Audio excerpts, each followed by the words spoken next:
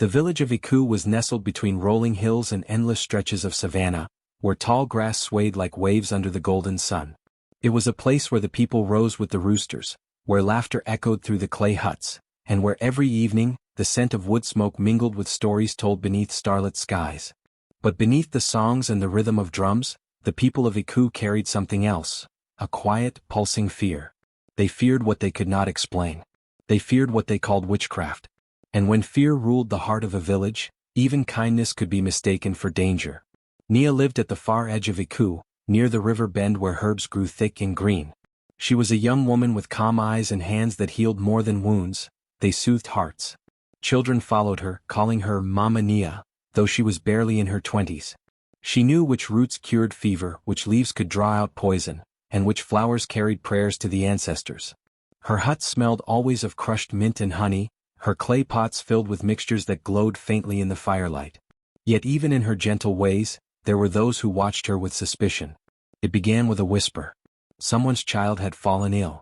A man's crops had withered before harvest. A woman's dreams had turned dark. In Iku, misfortune always needed a face to blame. And Nia, with her quiet power and her herbs that seemed to hold magic, became the face that fear found. At the center of this growing tension stood Chief Abadil, proud, aging, and desperate to hold on to the people's trust. His rule had been questioned lately. Famine had grazed their fields. Storms had broken their roofs. And in those hard times, the villagers began to murmur that the ancestors were displeased. So when the first cry of accusation broke across the market square, the chief listened. "It's her, Histakuma, the chief's second wife, her voice sharp as a blade. The healer who smiles while others suffer. She stirs more than herbs in her pots." Her words spread like wildfire. Others joined in, each adding their own bitterness to the story. Some envied Nia's skill, others the quiet respect she received even from strangers. Some had once sought her help and were ashamed to admit they feared her now. And soon what began as murmurs turned into conviction. Nia, unaware of the storm gathering, continued her simple life. She helped mothers during childbirth, shared herbs with old men for their aching bones, and offered her evening prayers at the riverbank, thanking the earth for its gifts. But one afternoon as the sun dipped low, she noticed the silence. Neighbors avoided her eyes. Children no longer came to her hut. The air felt heavy like the sky before thunder. That night a knock came at her door. It was Kalu, a friend since childhood. His face was pale, his hands trembling. "They are saying things, Nia," he whispered. "They say your herbs call spirits. That your kindness hides power not meant for mortals." She looked at him steadily. "And do you believe them?" she asked softly. He looked away, his silence answering for him. By morning the drums called for gathering. The chief sat upon his stool beneath the great baobab tree, his wives and elders beside him. The villagers crowded the square, eyes wide, hearts pounding. Nia was brought forth, not in chains but surrounded by fear thick enough to feel. Akuma stepped forward, her voice rising above the crowd. "She walks with spirits," she declared. "She speaks to the wind. Last moon she cured my fever but my chickens died the next day. Is that not a sign?" The crowd murmured. Someone shouted that his cousin's field had withered after borrowing water from Nia's pot. Another swore she saw a strange light flicker from Nia's hut at night. One by one their fears piled upon her like stones. Nia lifted her head. Her voice, though quiet, carried over the noise. "You call me witch for healing what is broken. You call me cursed for using what the earth provides. Have I ever harmed you?" No one answered. The chief's gaze was heavy. "The ancestors will decide," he said at last. "If you are pure, the fire will spare you. If you are guilty, it will take you." A chill ran through the crowd. The fire, the old ritual that had not been used in generations. It was said that the flames themselves could sense lies, that truth glowed within them, that guilt screamed as it burned. Most had forgotten those stories. But fear made old beliefs rise from the ashes. As the sun fell behind the trees, Nia was taken to the open clearing where wood was piled high. She said nothing, her eyes reflecting both sadness and understanding. She had healed these people. She had loved this land. And now the same soil beneath her feet awaited the heat of fire meant to prove her innocence. The villagers turned away, unable to meet her gaze. Only Kalu lingered, torn between loyalty and terror. In the distance, the drums began again, slow and heavy like the beating of the earth's heart. Somewhere in that rhythm, the wind carried a whisper, faint, ancient, almost like a promise. Rumors spread like a sickness through the village of Iku. creeping from one mouth to another until truth and falsehood became tangled threads no one could separate. The spark had been lit, and now gossip was the wind that fanned it into flame. Every corner of the market hummed with whispers, about strange lights at Nia's hut, about herbs that made people dream too deeply, about shadows moving when she passed by. None of these things were seen with certainty, but in a village gripped by fear, belief mattered more than proof. The rivals who envied her began weaving their stories with care, knowing how to tug at the villagers' emotions. Akuma, the chief's second wife, whose own remedies had failed to cure her ailments, told anyone who would listen that Nia's potions came at a cost. "She heals one but she curses another," she said softly, pretending to weep before the women at the well. "I begged her for help and now my hens won't lay eggs. How can that be coincidence?" Another voice joined hers, Dogo, a trader who once sought Nia's herbs to charm a woman he loved. When the woman refused him still, his pride festered. "She promised me love," he spat one night in the tavern, "but she bewitched me instead. Her smile hides her true nature. I've seen her talk to the wind." His drunken ramblings became gospel by morning, repeated with conviction by those who'd never known him to speak sober truth. Even those who had once trusted her began to falter. Mothers who had brought their sick children to her hut remembered how quickly their fevers broke and began to wonder, perhaps too quickly. Men who had admired her grace now whispered that her eyes saw beyond the mortal. Neighbors who once shared food with her now crossed themselves when she passed. It was not hatred that turned them, it was fear, a slow infection that numbed compassion and made suspicion feel like safety. Nia felt it before she heard it. The air around her had changed, greetings grew shorter, smiles more forced. Where laughter once filled her evenings as she told stories to children, now silence sat at her doorstep like an uninvited guest. The last to turn was Amma, her oldest friend, who had grown up beside her and once called her sister. When Nia visited her one afternoon, carrying herbs for Amma's newborn, the door did not open. Instead, Amma's voice trembled from behind it. They say you bring spirits with you, Nia. I cannot let them near my child." Nia stood there for a long time, the bundle of herbs wilting in her hand. When she finally spoke, her voice was barely a whisper. "You think I would harm what I love?" But the only answer was the sound of the latch sliding into place. By the next sunrise the decision had been made. The elders of Iku, pressured by the chief and his restless wives, gathered beneath the great baobab tree. Their faces were heavy with both fear and pride, for in their hearts they knew they were gambling with something sacred, truth itself. The oldest among them, Elder Juma, spoke first. "It is not right to punish without proof," he said, his voice rough like old bark. "But the people are afraid. Fear is a fire that must be fed or it will consume us all." Another elder leaned forward, his tone grim. "Then let the fire itself decide. The ancestors will know her heart. If she is pure, the flames will not harm her. If she is guilty, her own deeds will call the fire to her." The idea carried the weight of tradition, the test of fire. It had not been done for decades, not since the time when the elders' grandfathers walked the earth. But fear made the old ways rise again, wrapped in the illusion of justice. When word reached the villagers, relief washed over them like cool water. They told themselves this was fair. That this was the ancestors' will. They forgot that it was their own hands gathering the wood. Nia was summoned to the square at dusk. The sky blazed orange, the same color as the fires soon to be kindled.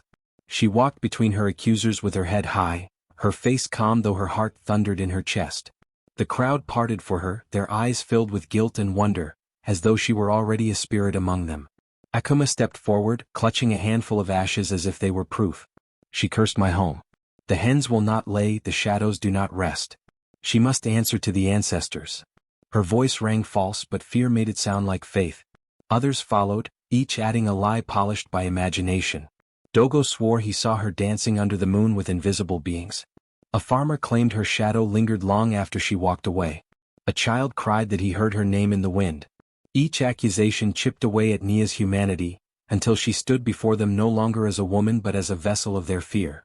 She tried to speak, to remind them of the lives she'd saved, the wounds she'd healed, the babies she'd delivered into this world.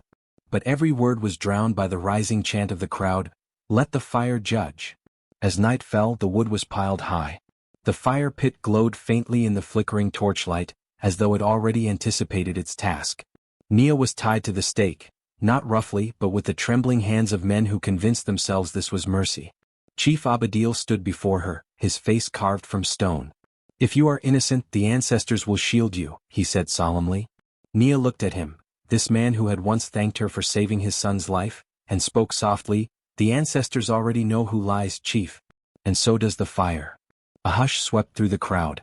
For the first time, doubt flickered in their hearts like the torches in their hands. But it was too late. The elders stepped back. The drums began to beat, slow, steady, like the heartbeat of something ancient awakening. As the flames began to climb, the people of Iku thought they were about to witness punishment. But the night held its breath, waiting for truth to reveal itself in a way no one expected.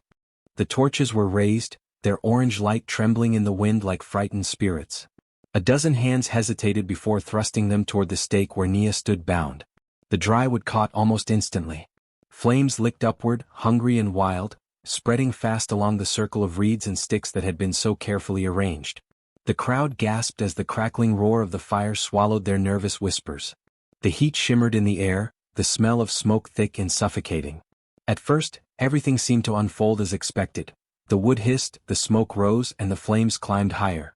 But within moments something changed.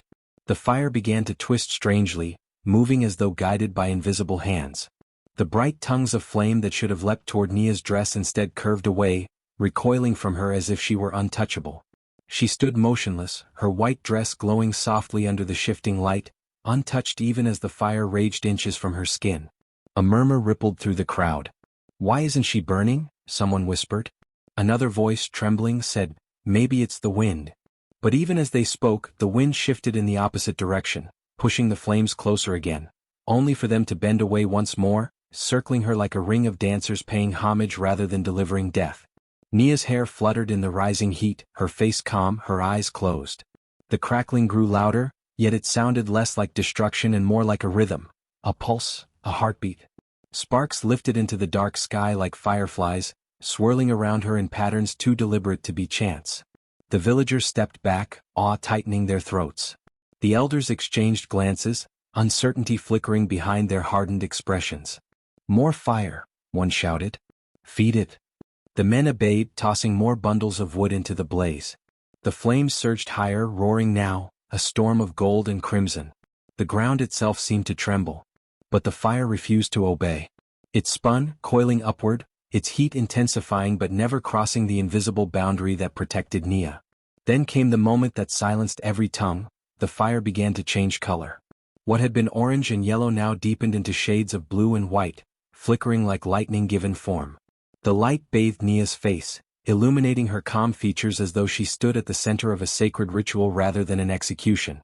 Around her, the flames twisted into spirals, weaving symbols into the air, ancient shapes, ancestral marks long forgotten by mortal memory.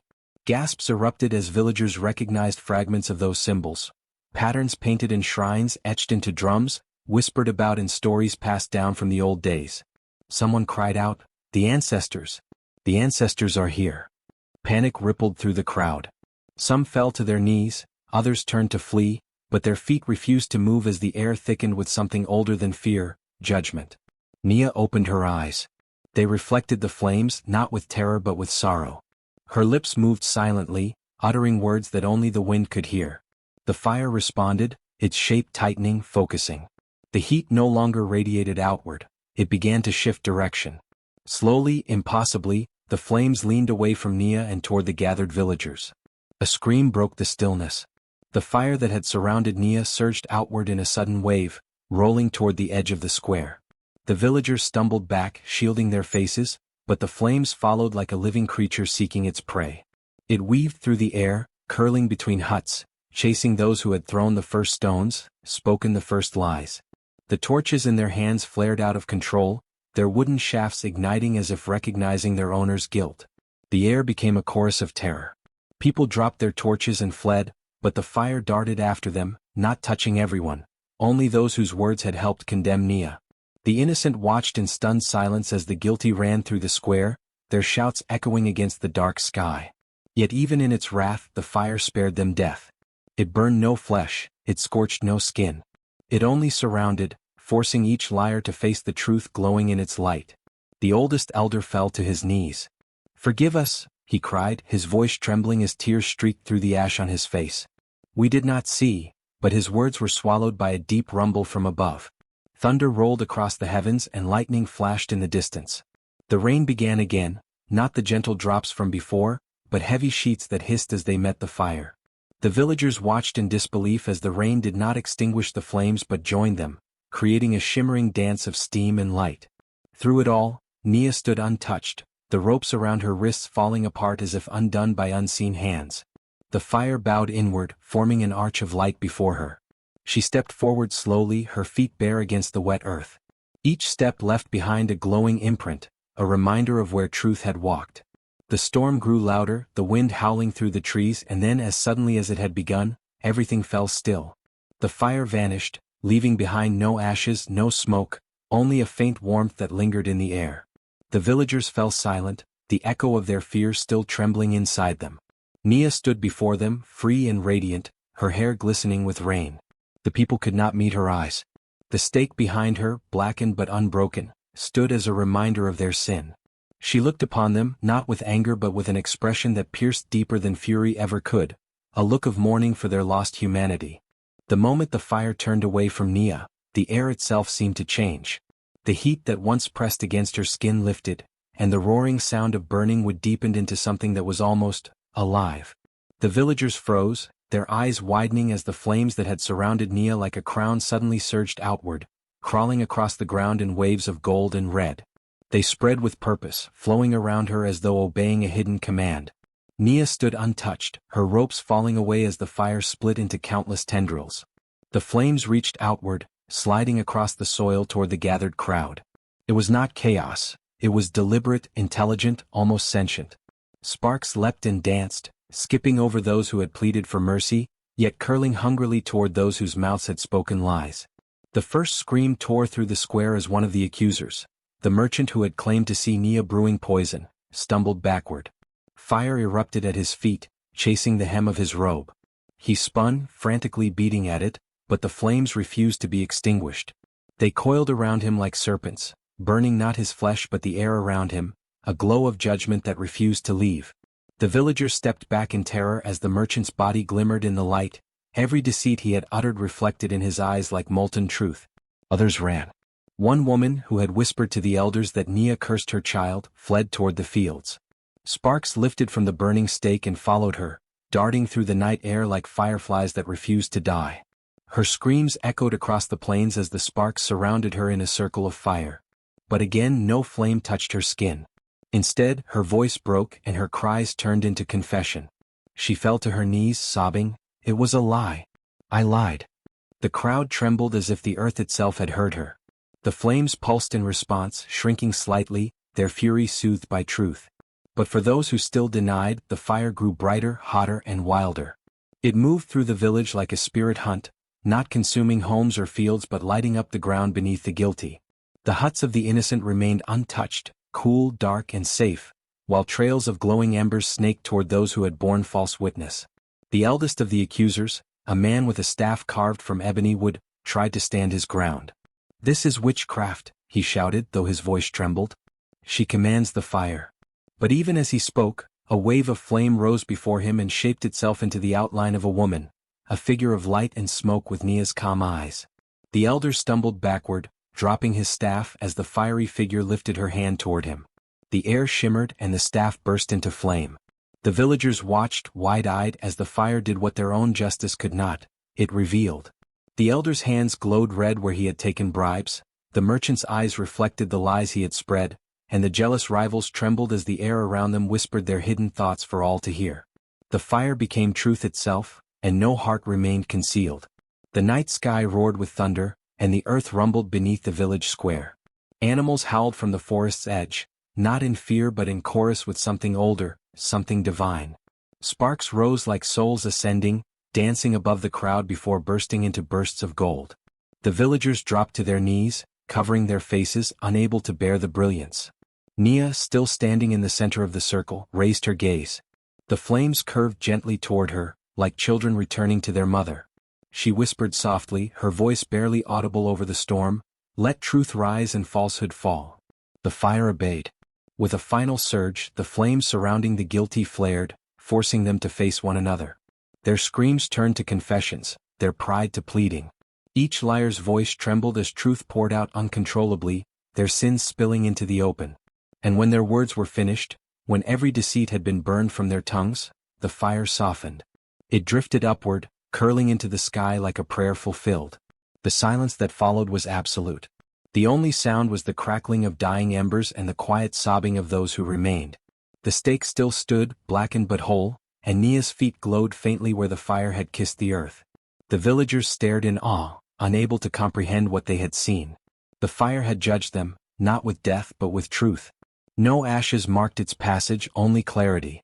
No homes burned, no crops perished, only false hearts had been stripped bare.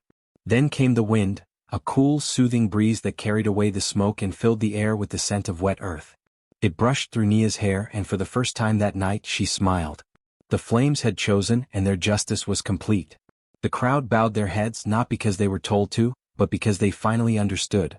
Lies had kindled the fire, but truth had mastered it. And as the last sparks faded into the night sky, every soul in the village knew that from that day forward, fire would never again be seen as a tool of punishment, but as the voice of the ancestors who saw all and spared none. When the last of the screams faded and the crackle of burning wood softened into an uneasy hush, something changed in the air. The flames that had raged moments ago, alive with fury and judgment, suddenly began to calm. The roaring inferno dulled into a quiet shimmer, its golden tongues folding inward like petals of a dying flower. A deep silence settled over the village square, an almost sacred stillness that made every breath sound too loud. Nia stood motionless at the center of it all, her eyes half closed, the smoke curling gently around her but never touching her skin. Her ropes had burned away, yet not a single ember marred her dress or flesh. Where others would have been charred and broken, she remained unscathed, bathed in a faint light that seemed to radiate from the ashes themselves.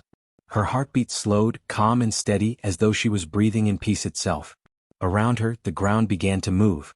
The ashes, which should have scattered aimlessly with the wind, instead drifted together, curling into intricate shapes. The villagers gasped as the patterns took form. Circles within circles, spirals, and symbols that no one could fully read but everyone somehow recognized. They were the marks of protection, the same signs the elders painted on children during harvest ceremonies and the same motifs carved into sacred drums that honored the ancestors. The realization rippled through the crowd like a wave. This was no trick, no accident of wind or chance. The fire had not spared Nia by luck, it had recognized her. The flames had chosen her as their vessel, not their victim. A soft murmur spread among the villagers, a sound caught between awe and terror. Some fell to their knees immediately, pressing their foreheads into the dirt. Others stumbled backward, unable to look away, trembling as they whispered prayers. The chief, who had once ordered the fire to be lit, dropped his ceremonial staff into the ashes, its polished wood blackened with guilt. His lips quivered as he whispered, "The ancestors, they saw everything." The patterns on the ground began to glow faintly, pulsing like embers still alive beneath the surface. The shapes connected into one great circle, surrounding Nia completely. From that circle rose a gentle heat, not scorching but comforting. The scent of wild herbs filled the air, the same herbs Nia used in her healing mixtures. The fire that once threatened to destroy had now become her aura, a testament to her truth. Nia opened her eyes. They shimmered, not with fire but with reflection, as if two tiny suns rested within them. The villagers watched in silence as she slowly lowered herself to the ground, her hands hovering above the ashes. She traced one of the glowing patterns with her fingertip, and wherever she touched, light followed. Her voice, when she spoke, was calm but powerful, carrying across the square, carried by the wind itself. "You called me a witch because you feared what you did not understand," she said. "You called upon fire to speak for you. But fire only knows truth." The crowd listened, weeping quietly. The guilty ones shivered where they knelt, unable to meet her gaze. The very ones who had tied her to the stake now found their hands shaking uncontrollably, their pride stripped away. The children, who had once been told that Nia's herbs were cursed, hid behind their mothers, peeking at her with awe. The ashes at Nia's feet stirred once more, rearranging themselves into a single unified symbol, the shape of an open palm. The villagers gasped. It was the ancient mark of Moyo, the spirit of life and renewal. To see it formed from fire's remains was unheard of. It meant forgiveness had descended, but only if they accepted their wrongdoing. A voice broke through the silence, the same elder who had accused her. His tone was cracked and heavy. "We were blind, he said, bowing his head so low his forehead touched the dirt. You healed our children, yet we condemned you. You brought rain when the earth was dry, yet we cursed your name. Tears streamed down his face, falling onto the glowing ashes, and the light flickered brighter as if acknowledging his remorse. One by one the others followed. The crowd bent their heads, whispering apologies, some clutching the soil, others praying to the spirits for mercy. Then, as if the ancestors themselves were watching, a soft gust of wind swept across the square. The ashes lifted, swirling into the air in gentle spirals. They danced above the villagers, floating between them like tiny glowing seeds before scattering into the distance. The symbols on the ground faded, leaving behind nothing but smooth earth, clean, cool, and free of soot. Where the stake had stood, new life began to stir. From the scorched earth sprouted green shoots, thin, trembling stems that grew before everyone's eyes. They twisted upward, unfurling delicate white flowers that glistened as though dew had already kissed them. The crowd gasped again. The earth was healing itself, blessed by the very flames that had been meant for destruction. Nia stood and looked upon the people, her people. Despite their cruelty, her eyes held no hatred, only understanding. The fire had purified more than the air, it had cleansed hearts. The ancestors have spoken, she said softly. Let this be the last time lies are kindled into fire. Let truth be your only flame. Her words echoed into the hills, where the last embers of sunset still glowed. The villagers, still on their knees, began to sing, softly at first, then stronger, their voices trembling but united. It was an old song of atonement, one not heard in generations. By the time night fully fell, stars had begun to shimmer above, reflected in the tiny white flowers blooming across the square. The same place where fear once ruled was now sacred ground. And in the center of it all, Nia stood radiant, her figure outlined by moonlight, her spirit untouched. The miracle was complete, not the miracle of survival but of truth revealed, of justice tempered with grace.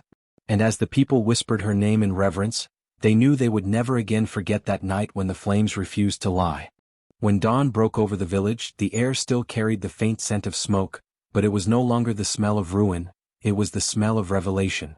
The sky stretched wide and pale, streaked with soft gold and muted orange, as if even the sun hesitated to rise fully after witnessing what had happened. Ashes lay scattered across the square, mingling with the earth, whispering memories of the night before. Yet amid the remnants of fire there stood Nia, whole, calm, and surrounded by a subtle radiance that no one could explain. Her steps were slow and deliberate as she walked away from the stake that had nearly become her grave. Each step left a faint shimmer in the dirt, as if the ground itself responded to her presence. The hem of her dress brushed over the ashes, but not a single speck clung to it. Her aura glowed faintly, soft and golden, like firelight trapped beneath her skin. She moved without speaking, her eyes reflecting neither triumph nor anger, only the quiet knowledge of truth proven and justice fulfilled. The villagers watched in silence. Some knelt, their faces streaked with soot and tears. Others hid behind the half-burned huts, afraid to meet her gaze. The same hands that had tied her to the stake now trembled, unsure if they should reach out or remain folded in shame. Mothers held their children close, whispering Nia's name as though invoking a prayer. Even the wind seemed to carry her footsteps through the village, echoing softly against the clay walls. When she reached the center of the path that led out of the square, she paused.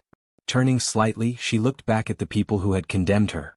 The morning light caught the faint smoke rising from the ashes, making it dance around her like a veil. Her voice, when it came, was gentle but carried far. "Let the fire remind you," she said. "It burns only for lies."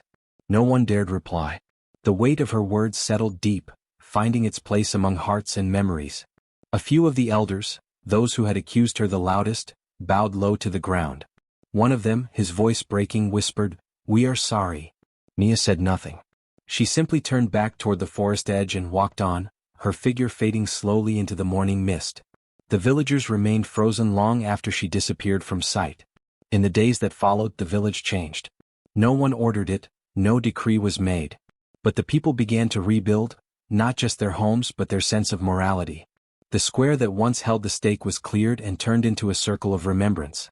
They planted white flowers where the fire had burned, and every morning, they watered them before beginning their day's work. Some claimed that the soil there remained warm even in the cool of dawn. The elders gathered and decided to outlaw the trial of fire forever. They said the flames had already spoken once, and to question them again would be to insult the spirits.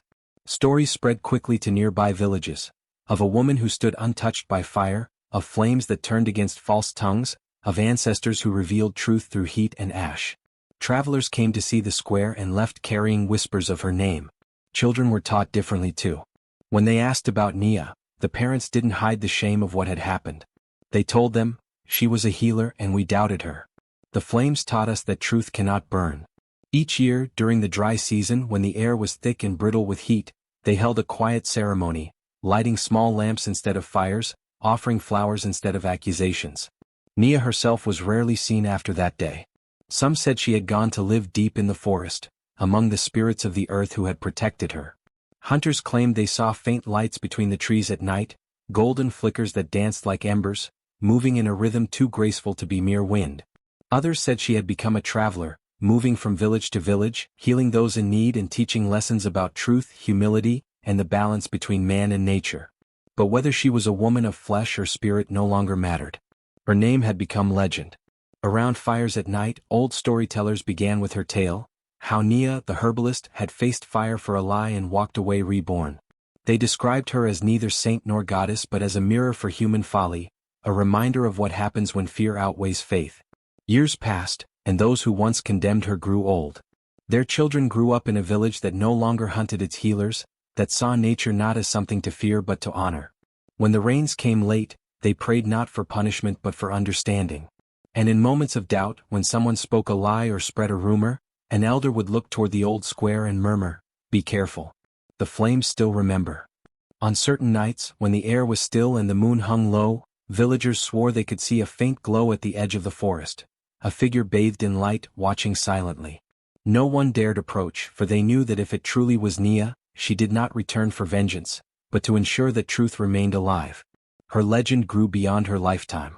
Travelers called her the fire that spoke, and her story reached distant lands where people recited her name in gratitude and warning alike. They said that in every flame, whether from a hearth, a torch, or a candle, there was a glimmer of her spirit, a quiet guardian ensuring that the innocent would never again burn for the sins of others.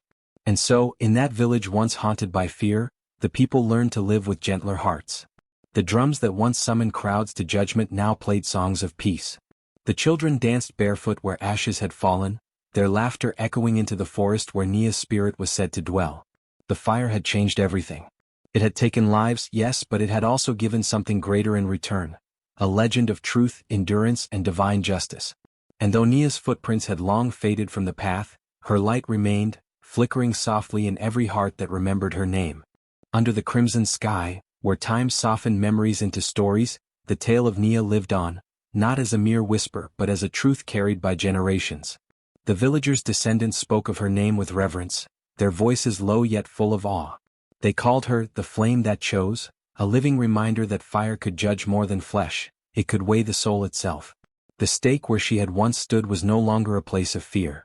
Over the years, people turned it into a sacred site, a ground of prayer and reflection. They planted wildflowers where ashes had fallen, and each year on the anniversary of the burning, they gathered in silence as the sun dipped below the horizon. Mothers brought their children, elders bowed their heads, and the flames from their torches were kept small, as though even light itself was humble before her story. In those gatherings, the oldest among them would speak the same words passed down through blood and breath. "The fire knows who lied." Children repeated it like a chant, their young eyes wide with both wonder and fear. It became a proverb carved into doors, painted on clay pots, whispered into arguments, and uttered in courts where truth trembled under deceit.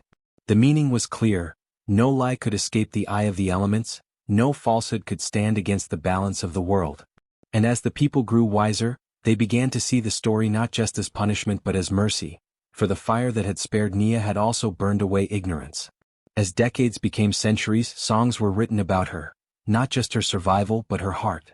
Bards told of the way she looked upon her accusers with pity instead of rage, how the wind had bent toward her as if listening, how even the flames had bowed in recognition. Her tale was sung in marketplaces and royal courts alike, for it spoke to something deeper than fear. It reminded people that truth was alive, breathing through all things. Children named after Nia were said to grow with honesty etched in their souls. Herbalists invoked her name when healing the sick, believing her spirit still guided the hands of those who mended others. And travelers who passed the old stake would pause to leave an offering, a sprig of herbs, a drop of oil, a whispered vow to live without deceit. Time changed the village. Huts became homes of clay and stone, roads stretched farther, connecting them to other lands. Yet the place of fire remained untouched. Even the rulers who came later declared it sacred. No one dared to build upon it, for whenever someone tried, the air would grow unbearably hot, and the wind would hiss as though warning them. So the site became a sanctuary, a symbol of purity. Lovers seeking blessings would walk around it 3 times, promising never to betray each other. Leaders seeking wisdom would sit before it, eyes closed, waiting for dreams. And sometimes, when the night was silent and the stars glowed like embers, people swore they could hear a faint crackle, not of destruction but of remembrance. In time, the legend of Nia spread far beyond her village. Travelers from distant kingdoms spoke of her to their own people. Some said she was a spirit of fire now, appearing to those unjustly accused, wrapping them in invisible protection.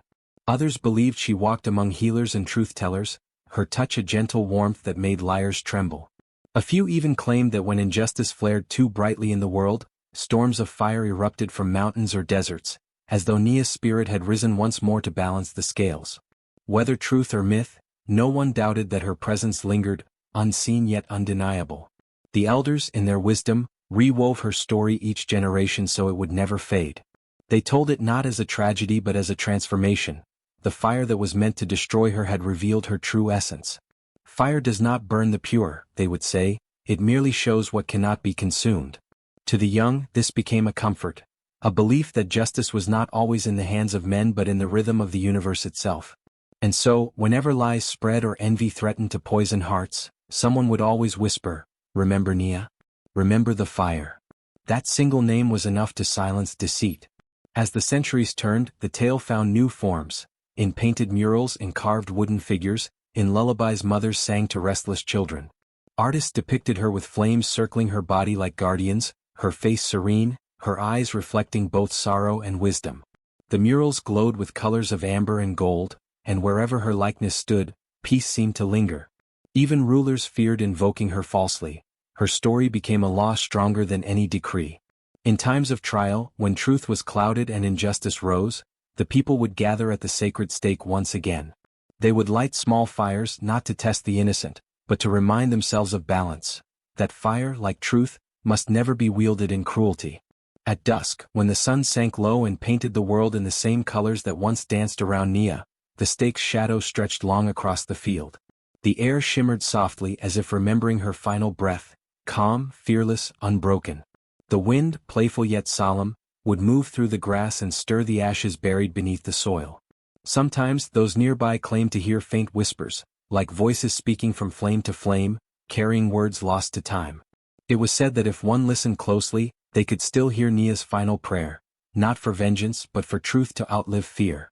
As night embraced the land, the horizon would flicker with the last light of day. The villagers would stand in silence, watching the sun melt into gold and crimson, and for a brief moment, it seemed the sky itself remembered. The air would grow still and the faint scent of smoke, clean, sweet, ancient, would drift through the fields. Then, softly, the wind would carry a murmur across the plains, "The fire knows who lied."